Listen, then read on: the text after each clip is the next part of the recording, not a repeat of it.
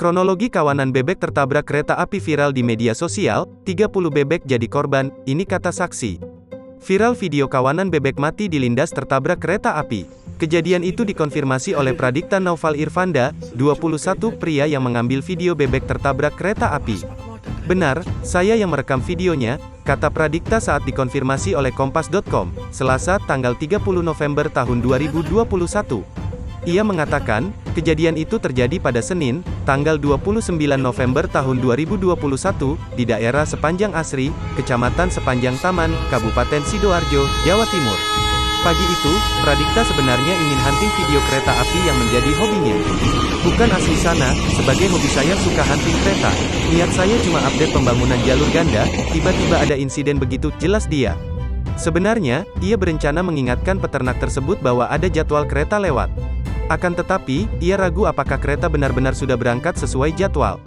Pradikta menduga, peternak tidak mengetahui ada kereta akan melintas karena posisi rel menikung dan banyak bangunan. Relnya juga nikung dan tertutup bangunan, jadi dari kejauhan enggak tahu kalau ada kereta, ujar Pradikta. Kalau posisi saya kan agak jauh enggak ketutup bangunan, jadi dengar gemuruh. Kalau saya berada di posisi bapaknya sepertinya saya juga bakal tidak dengar, lanjut dia.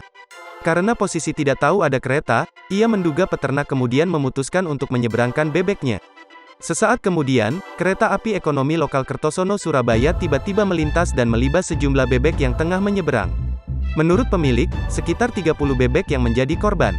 Saya ditawari untuk membawa pulang bebek tersebut yang sudah tewas, tetapi saya enggak tega, akhirnya saya menolak.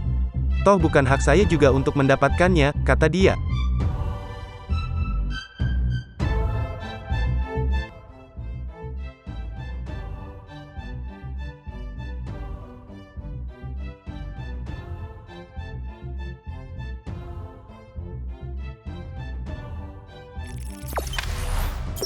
Jangan lupa subscribe, share, komen, dan like ya.